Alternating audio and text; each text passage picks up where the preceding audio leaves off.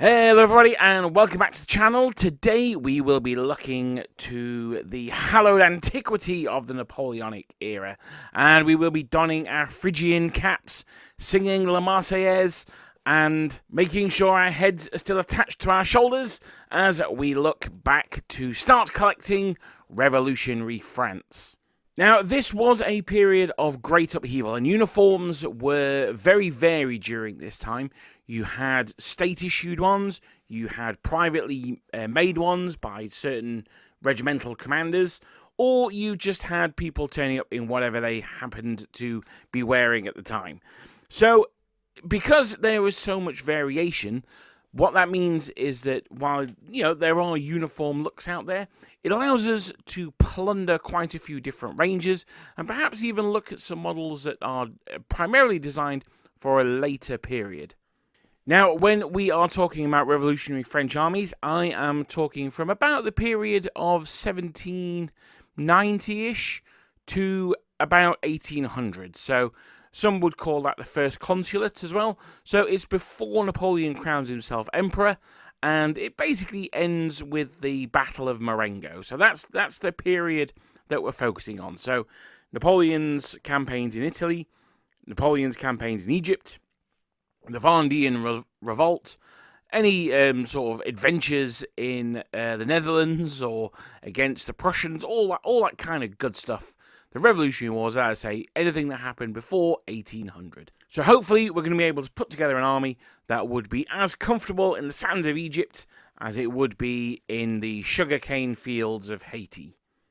Which we are going to have to do a little bit of, what's the word? A little bit of creative accounting, shall we say, as there are currently no plastic models for this period, and to be honest, I would be surprised if we ever see them. But, crazier things have happened, and I've been wrong about far more extreme things than this in the past. Now, for those of you who have not seen the Start Collecting videos, the rules are the same as always.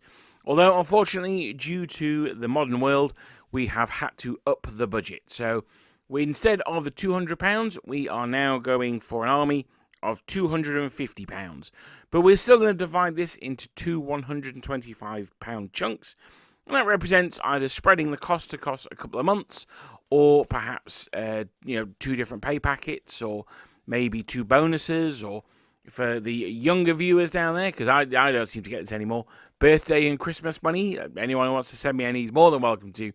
But the idea is that it doesn't all come out in one big lump sum. Although that said, £250 for a wargaming army these days, I think is very much on the low end of the budget. But even so, it's still a lot of money.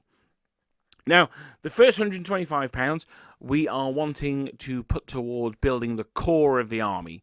That's usually how this works. It didn't quite work out this way in this video, but that's what we want to be able to play a game at the end of the first month. We've got all the tools that we need on the table to start playing that game. As I say, it didn't quite work out that way, but that's the intention. And then the second month is when we can buy all the goodies, all the fun stuff. That was definitely part of the case in this one. Now, I will be going through the budget, saying how much we've spent, and I will be quoting recommended retailer prices on these. So, I take the prices for all of the objects we can talk about today directly from the manufacturer's website. Now, there are places you can get them cheaper out there. I am an affiliate with the Outpost, so if you click on the affiliate link for all your wargaming goodies, then they give a little kickback to me. I think it's 4%, or 5%. So it just helps helps the channel out a little bit. But so that's I'll be giving RRPs, but particularly for the plastic boxes, and there will be some that we're going to pick up. You may be able to find them cheaper elsewhere. Now, I won't be including postage and packaging because you can either reach a threshold of free postage, or were you not to go with that manufacturer, if you were to go with one of the third-party sellers, then obviously their postage and packaging is going to be different from where we look. I'm also not going to include things like paints and glue. I assume that most people who get into Napoleonic wargaming don't do it straight from walking in off the street. I imagine most of them have got some background in perhaps 40k or Infinity or Bolt Action or something like that, and they're making the move into Napoleonics. Now, if you have a paint that is good for Bolt Action or Flames of War or Lord of the Rings or whatever, then it's just as good for Napoleonics as well. Although some of the bright, vibrant greens for Infinity, maybe not so much, or the pinks that I've seen that people use in Infinity. Infinity models look really nice. It's not my jam, but people do an absolutely fantastic job on them. Now, also in this rule setting part of the video, it's useful for us to lay down what sizes our units are going to be, because obviously that is going to inform what figures we buy. So for a medium-sized unit of infantry, we're going to be looking at 24 models. For a medium-sized cavalry regiment, we're going to be looking at 8. And for artillery, we're going to be looking at 1 or 2 artillery pieces. You can get away with 1. I prefer to use 2. So 1 or 2 is absolutely fine when it comes to that. It's a little bit of a movable feast. Small and large units, if we come to them, I don't think there are any in this video, but they will be, progressively larger and smaller depending on what they're going to be. So around about 30 for a large and about 18 or 16 for a small. Now, normally in these early war videos, I would head straight over to the Victrix website. However, it's been brought to my attention by a few subscribers, and at least one channel member, that Victrix's box of French Napoleonic infantry 1804 to 1807 has been out of stock or sold out for quite some time now. There are going to be those third-party retailers out there that you can maybe pick up a bag or two, but by and large, what I'm trying to do is make this accessible to all, so I'm not going to head over to the Victrix website, not yet anyway, and we are going to head to the Rome of the hobby, because eventually that is where all roads lead to, and it is, of course, the Perrys. Now, the plastic figures are the best way to build up the bulk of an army to get the most out of your money, and in this case, we're not messing them out. We're going to jump straight in, both feet, and we're going to slap down 75 big ones for 3 boxes of their 1807 to 14 French infantry. Now, originally I did look at the Perrys do brigade or army divisional deals, and I did look at the Imperial Brigade deal, which is 4 boxes for £108. So you basically you get the 4 boxes. You get a pack of mounted colonels and a cannon. So you're effectively getting the colonels and the cannon for £8. Now that is good value. However, the colonels are going to be metal, so they're going to be a bit of a pain in the arse to convert. And the same is to be said for the artillery. So I am going to reject that. However, if you wanted to go down that route, maybe splash out a little bit more, then I wouldn't say you were wrong. It is good value for money, but you are going to have to convert the mounted colonels and the artillery. So as long as you're aware of that, then that option is out there. Now, this is 3 boxes of infantry, and it will give us 132 miniatures, and that includes 3 command groups. Now, the historically astute amongst you, those with a advanced knowledge of numbers, will understand that 1807 is not the period that we're looking at. We are looking at 1790 to 1800, so around about 10 years before. And the uniforms were quite different in those times. The main one really being that by 1807, the French army had adopted the shako, and that is what you get in the sets. So the shako is a tall, cylindrical, usually felt or leather stiffened hat that you think of when you think of the Napoleonic Wars. But it wasn't until 1808 that the French were actually issued these.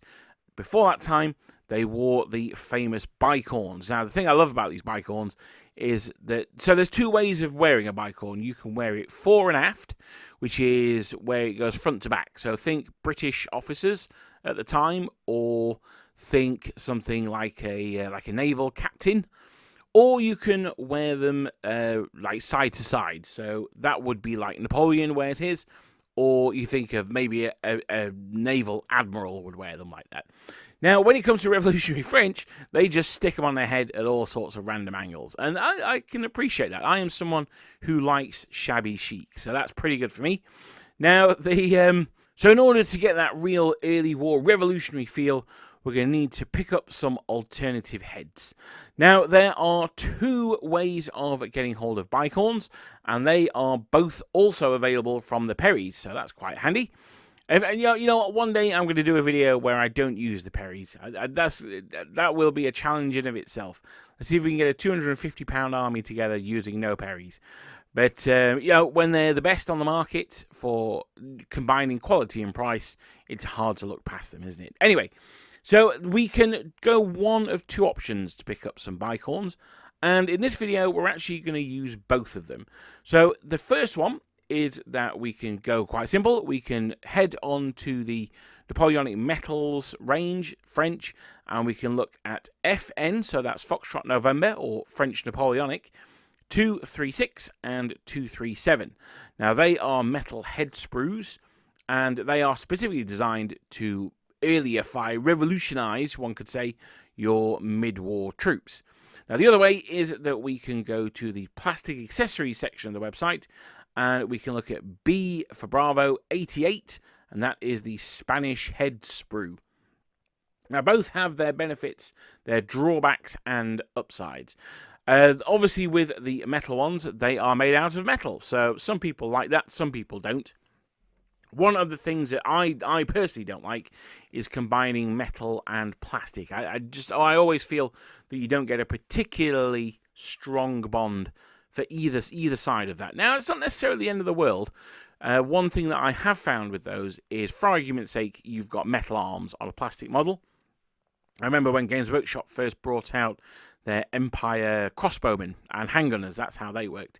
Now, the good thing about that is, let's take a crossbow, for example. The actual stock of the crossbow is fairly thin, fairly fragile, and it could quite easily snap. Now, because the join between the metal and the plastic isn't that strong, put pressure on the crossbow, and it's probably going to snap at the join, so the arms will just fall off. That's really easy to repair. Not a problem. If the crossbow snaps halfway down, that's going to be a lot more problematic. So you do have that bonus. One of the downsides, however, is that metal is more expensive than plastic, so they can work out more expensive. I'm actually going to get into the numbers in this in a second, because B88 comes with 9 heads, but 9 bicorn heads. You also get 6 Shakode heads, and you get a set of packs as well, of rucksacks for the troops to carry. Now, all of those packs have short swords on them, so-called briquettes, as I sometimes call it. But the briquet, a short sword. And that would mark, in later times, that would mark them as members of the elite companies of either the Grenadiers or the Voltigeurs. However, in this case, it just denotes a man who got hold of a short sword. The armies at this time were a lot less formally equipped than they would be later on. I think that's probably the best way I can say it. Obviously, they were trained and equipped centrally to an extent, but it was less uniform than it would have been after Napoleon had rested his armies. So 1805 or 1812 would be good examples of when troops would be marching, at least at the start of the campaign, in regulation, in inverted commas, uniforms. So if you're going to go for just the bicorn heads, then it actually turns out that the metal ones are cheaper. If you are going to plunder greedily and deeply from those plastic sprues and get the packs and the Shako heads, then that one works out cheaper. So what I'm going to do is we are going to get both. So I'm going to recommend that we pick up 2 packs of Foxtrot November FN 236. And that'll give us 72 heads, by which we can make the Fusiliers. Now, the organization of the battalions at this time was a little bit different to what you might be used to, so we'll come back to that later on. But that's for the Fusilier heads. There is a pack for the elite companies, but we can get away without necessarily buying that one, because the Grenadiers, some Grenadiers, would wear bearskins, and you get bearskins in the box. So you get plastic bearskins in with the 1807 to 1812 infantry. So we can use those, and it means that we need to buy less heads, so we're saving a little bit of money there. The lights, you can either use alternative heads or just paint the plume a different colour. It's not necessarily the end of the world with the lights. Also, as I said, we'll come on to the organisation later. Don't worry about the lights for now. Now, those 2 packs that we've bought are going to add another £17 to our £75 that we spent on the boxes, and that's going to bring us to £93. Now, with those, as I said, with those 72 heads, I think now is a good time to see how far that's going to go, because we have significantly more than 72 models in those 3 boxes. So before 1803, regiments as a term didn't really exist. They'd been cancelled by the Directorate because they had some horrible connotations with being royalist or pre-revolutionary terms. So they didn't like that one. So they got rid of them, and they would call them demi-brigades. So a regiment was a demi-brigade in this one. 2 regiments would make up a brigade, so one of them is a demi-brigade. Now, these demi-brigades would be made up of 3 battalions. Very similar, sort of similar to the late Prussian ones, actually. The 1st battalion would be regular, so that would be a unit from the old Royalist army now in revolutionary service. And the 2nd and 3rd battalions would be made up of volunteers. So the levee en masse, when the wars were declared, there was a huge swell of troops signing up to fight for la Revolution. And they would go out and they would join the 2nd and 3rd battalions. Now, for the purposes of our army that we're building here, there's very little to differentiate them. So we'll just have basically 3 battalions. That makes up a demi-brigade. Now, in the later war, in sort of 1808 onwards, a battalion was made up of 6 companies, each of around about 120 men. You had your 4 fusilier companies, you had a grenadier company, and you had a light company. It was very different back in the early period. A battalion was made up of 8 companies, and these were much smaller than they used to be. Round about 60 men at full strength, and obviously they would very rarely meet this full strength. Now, if you're doing 1 to 20 men, which I often recommend, so that's 1 figure represents 20 real-life men. A company is about 3 figures. 8 times 3, you've got a battalion of 24 figures. Or, a battalion of 24 figures. 3 of those makes yourself a demi-brigade. Now, if you've got 3 figures to a company, you've only got 1 grenadier company. 3 of those figures should have bearskins. 6 of the models are from the command group. So we've got 9 models there. So that means that we have 15 fusiliers per battalion. So we have got 5 battalions worth of troops there, but we have 12 figures left over. So we've got 5 battalions of infantry, only got 3 command groups, and we've got some figures left over. Now, don't worry, because we are going to get some more. Now, we've got 72 bicorn heads to go through all those guys, and that's enough for 4 battalions with 12 left over. Now, luckily, we've got the 12 left over from the figures, haven't we? And we can also use that on various command staff as well. Although, again, in the box, you've got the officers. They've got bicorns anyway. The pioneer, he has a bearskin on. There's a bear head, at least 1 bear head in there that you can sort of bung around to have a few more extras. So we've got plenty to do, but we are 2 command groups short, and we are some heads short as well. So let's look at the command groups. Now, this, luckily, is a very, very easy fix with the fantastic new command groups from the Perrys. So that's Rev F1 and Rev F2. So that's Rev as in revolution, F as in French, 1 and 2. Now, these will provide 12 more minis. There's 6 in each one, meaning that we now have 24 spare figures, which is enough to finish off that 6th battalion. So that gives us a full brigade of 2 demi-brigades, each of 3 battalions. We've got 6 units of infantry there. But they don't all have their heads that they need. Now, I should say that if we have bought these 2 command groups, that's another £17. That takes us to £110 for the month. So we've got £15 left over. As I say, we've still got some guys without heads. Now, we could say that they have just been for a close shave with Madame la Guillotine, but I don't think we'll get very far doing that on the tabletop. So we are going to stick with the Perrys. This is a Perry month, this one, and we are going to order 4 sprues of B88 Spanish heads. Now, we're going to use these primarily for the Shako heads and the backpacks, because we are going to make a unit of light infantry out of them.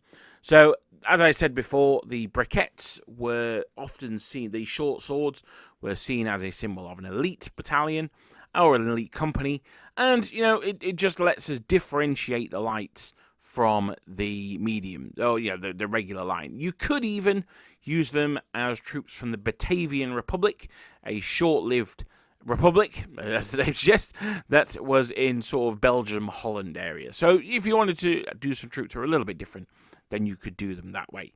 Now, these sprues are going to be £2.50 each, so 4 of them is £10, and that's going to give us enough Shakos and briquette enhanced backpacks for the full 24 minis.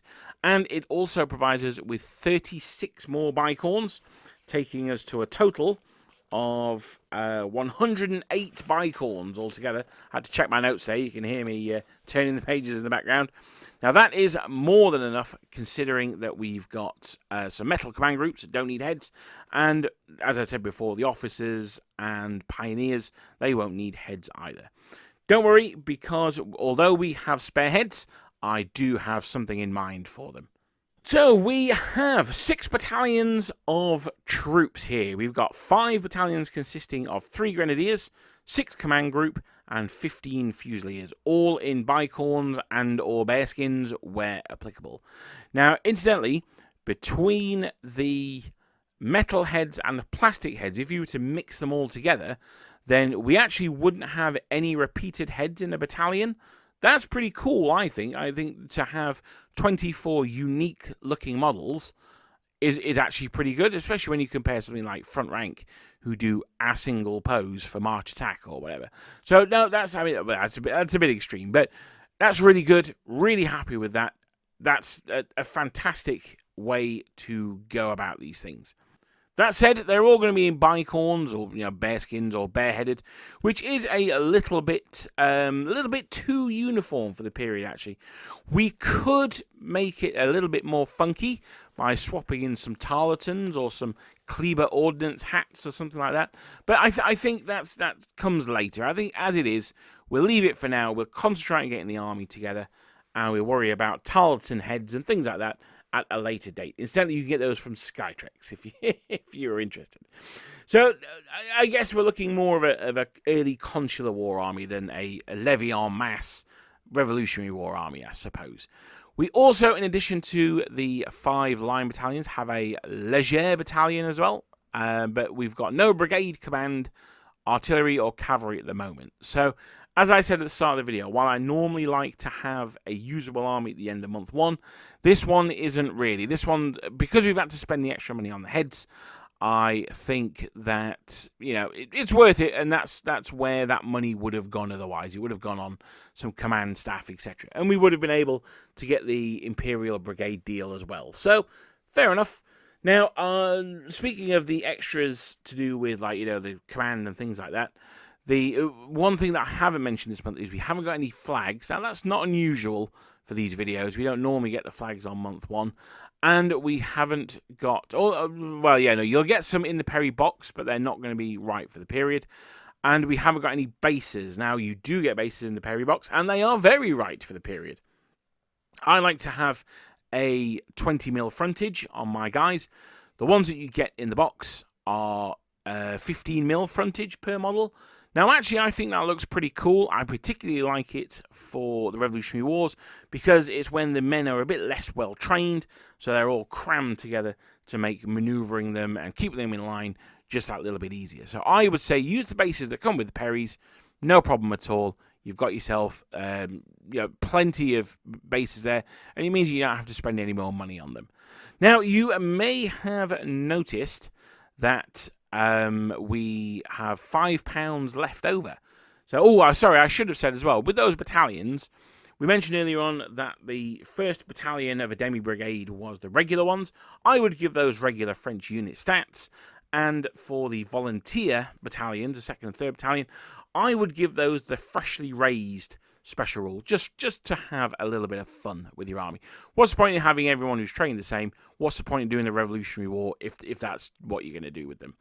So, those of you will have noticed that we have £5 left over. Now, these days, that is not enough for a pint, and it's a bit too much to spend on Freddos.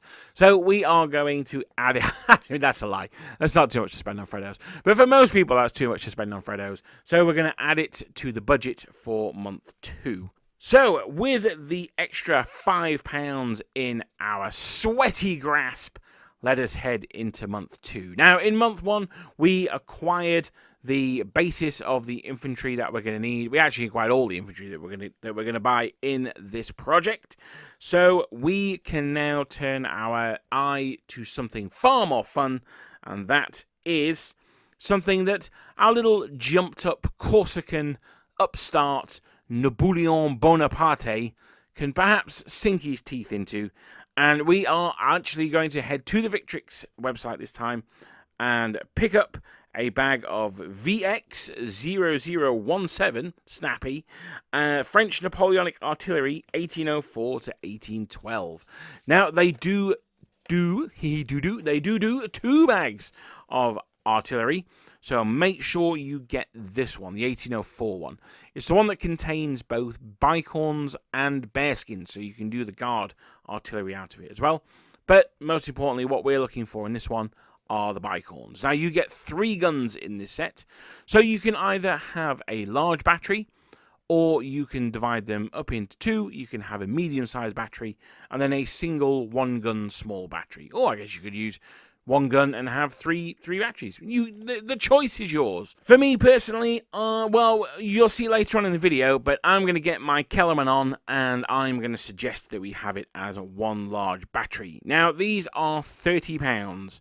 So we're going to have £30 on this artillery, but we're going to minus the £5 from month 1 on that.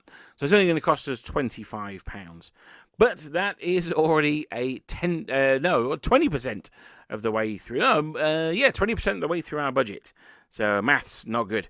And that's just for 3 cannons. But having said that, it is well worth it. Now, I must say with these in particular, I have seen these much cheaper elsewhere.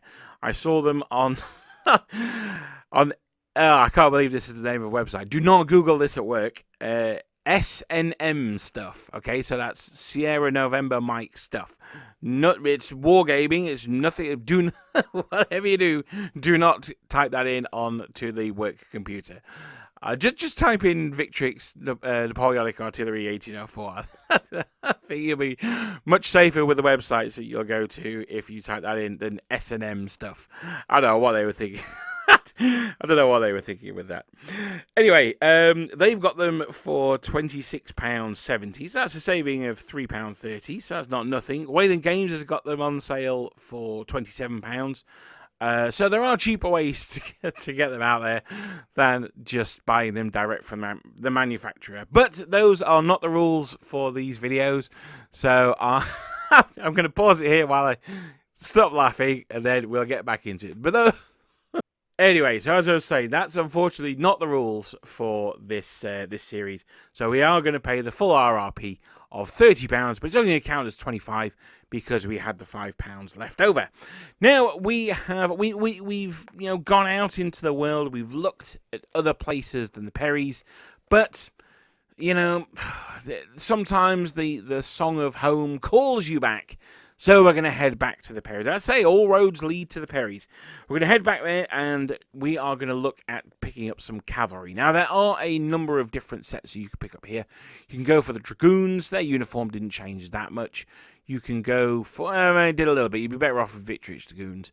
But you could go with Dragoons. You could go with Chasseurs. You could certainly go with the Hussars. I am going to, once again, get my Kellerman on, though.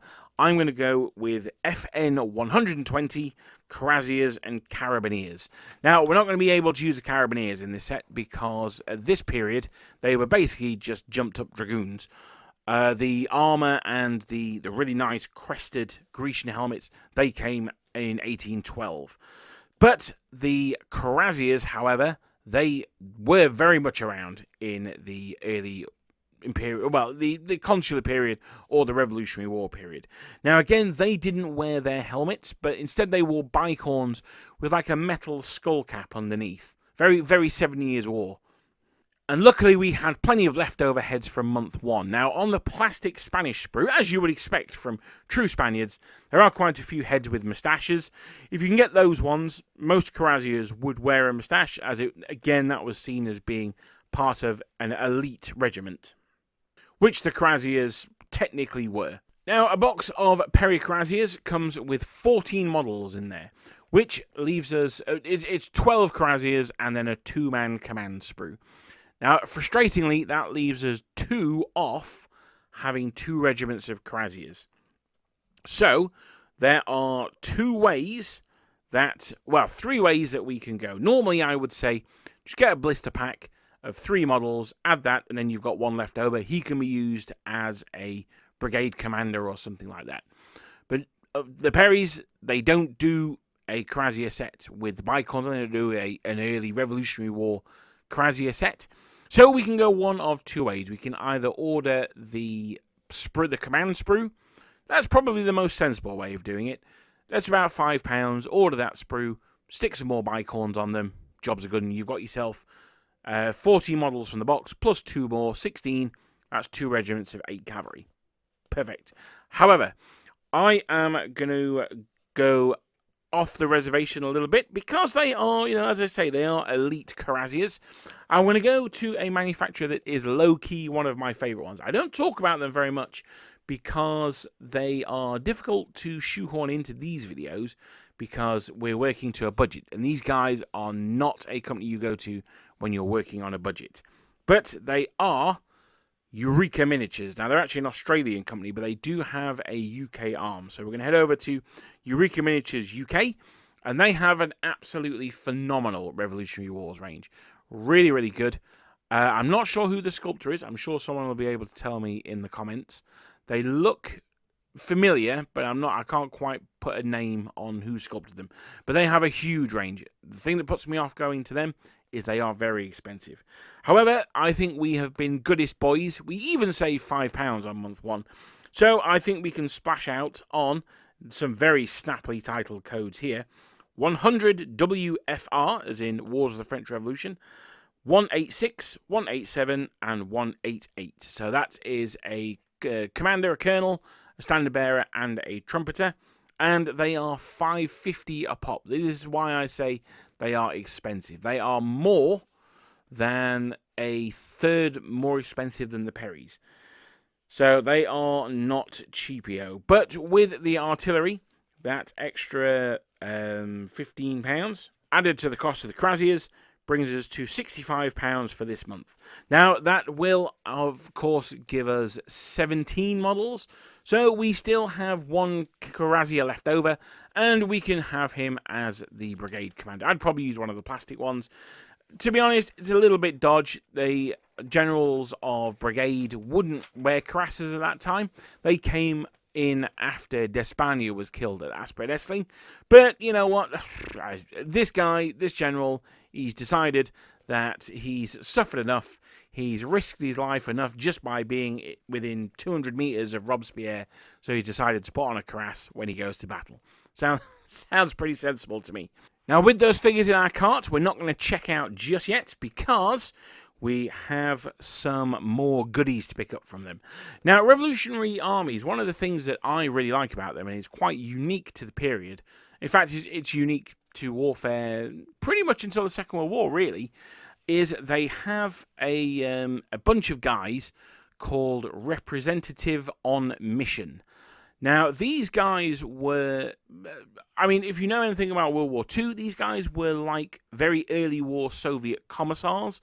They were appointed by the Directorate to make sure that the generals persecuted the war with the requisite revolutionary fervour, that they didn't decide to, maybe get a little bit royally while they were off on their own doing their own thing. Obviously, Robespierre and Danton and all those guys, they knew their Roman history, they knew their Julius Caesar. They did not want a similar thing happening.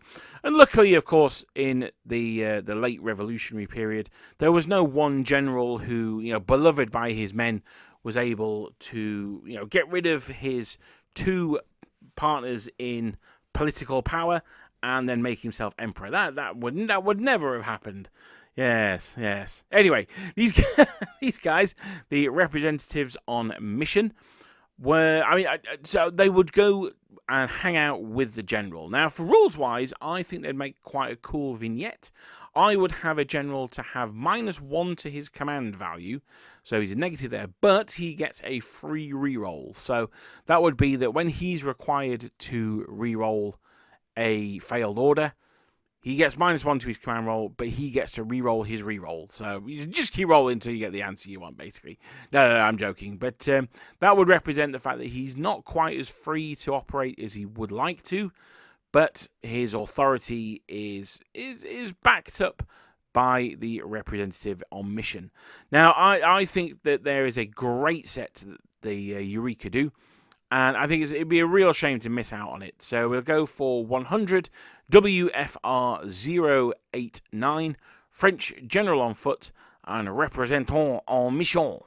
And they are added to the cart, as are 100 WFR 049, French Generals Mounted. Now, there are 2 sculpts, and it does say that they will endeavour to give you 1 of each. So let's take them at their word, and we can have them to lead our brigades. Again, a little bit more on the expensive side, but yeah, I mean, well, we're here to look good, so it is what it is. So they're going to be another £15.75 between them, and that takes us to £81.25.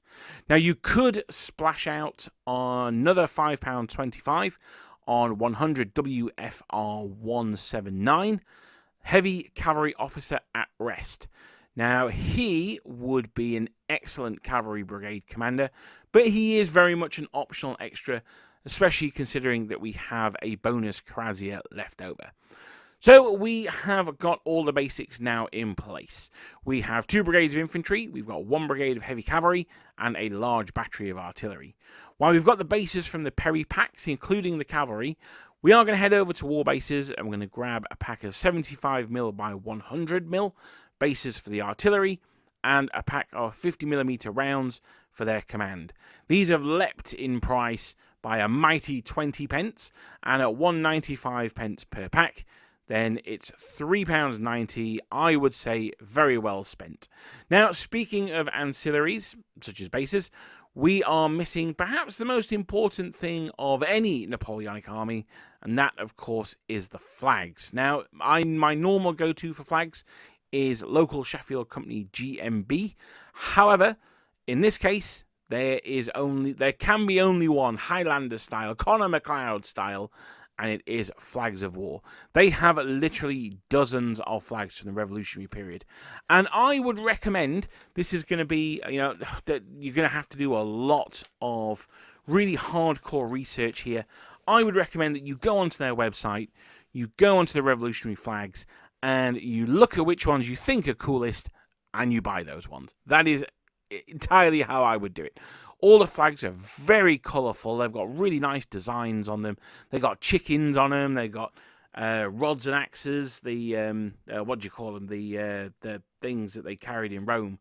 The lictors carried them. The fascines. There you go. They've got Phrygian caps sticking out, Grecian helmets with spears and armour and all sorts of crazy stuff on them. They're really, really nice. They're fantastic.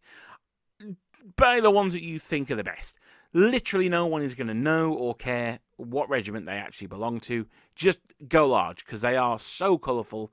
They are so, so nice. Now, I would avoid so there's 3 different issues.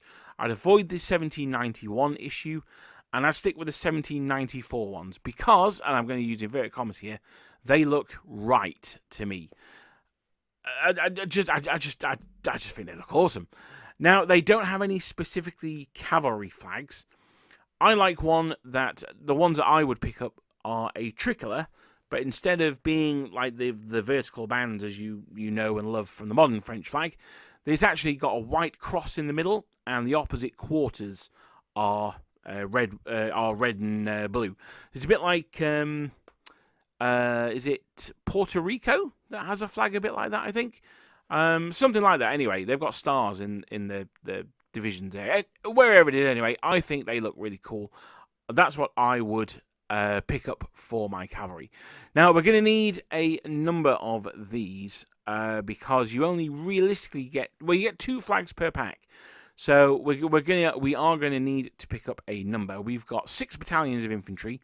Now, I'm not 100% sure if the Légers would carry their flag into battle, but you know what? These ones are going to, because we're going to have to buy 6 anyway, so we may as well give them 1 as well. And that's 3 sheets for the infantry and 1 for the cavalry. They are $3.50 each, so that is going to take us to a total of £118.40 for the month. That's if we bought the extra heavy cavalry officer from Eureka. I'm going to carry on this video and on the assumption that we did, because he's a really nice bottle. I really like him. So with the bases and the flags and the extra cavalry commander, we are now down to having left over £6.60, I believe. Yes. Now, we are going to head over to £6. What can you buy for £6? You will be surprised, mon ami. Now, we're going to head over to a new company for the channel, and that is one that I've only just discovered in researching this video. So, when I get paid, I will be definitely heading to this website. It is called Checkpoint Miniatures, and they have a historical personality section. Now, if we had enough money left over, I'd suggest that we spring for HP06, and we get all 5 of the bad boys that are on offer here for £12. You basically get 1 free, effectively. But even if we hadn't bought that heavy cavalry officer, that would have been too rich for our budget. So we are going to instead buy the historical personality figure who really shaped an age, who really is talked about with love, affection, and a little bit of fear across many parts of the world. No, we're not. I was going to make a joke. If you're on the website, you'll know what I'm talking about. I was going to make a joke about Moustache Man. I'm not going to make that joke. We can, of course, buy the young Napoleon.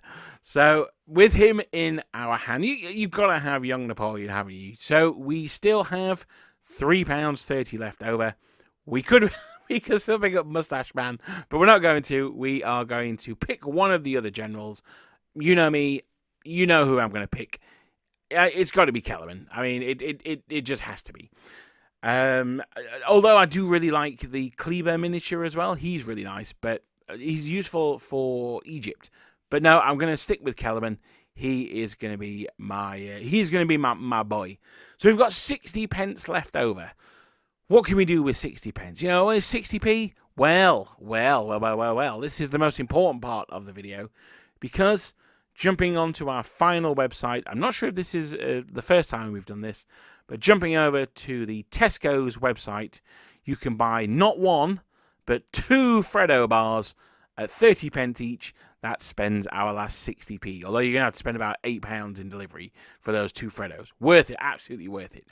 So there we go. We have spent on the button, dead on, £250. But we have an army that is ready to bring death to tyrants and to spread Liberte, Egalite and Fraternite. So let's have a look over our beautiful boys. We have 6 battalions of infantry, 5 of which are line and contain 6 command figures, 3 grenadiers and 15 fusiliers, all in their nice, lovely bicorns, and each with a unique head to that battalion as well. Obviously, they're repeated across the battalions, but every model in that battalion has a different head. Fantastique. We have 2 regiments of cuirassiers, also with bicorns, preferably with moustaches on. If you can't have enough heads with moustaches on in general, get the old green stuff out, get sculpting some on. And we have a large battery of artillery. We have 2 demi-brigade commanders. We have a cavalry brigade commander, and he's got a cuirassier bodyguard friend, or we've just got the cuirassier friend. and we have an overall commander with his representative on mission. We also have a Napoleon and a Kellerman that we can swap that general figure out for. So suddenly Napoleon can have his own buddy, shall we say, that has been lent to him by the Directorate, or maybe even Old Man Kellerman, who's probably getting a bit too old for this whippersnappers rubbish that he's giving him. You could use them as tokens or totems as well if you didn't want to use them on the battlefield. But there you go. Now, this is just a scratching of the surface of the Revolutionary Army. We haven't got a single Tarleton helmet in sight, which makes me very sad. We haven't got any of the foreign regiments, unless you painted at one as the Batavians.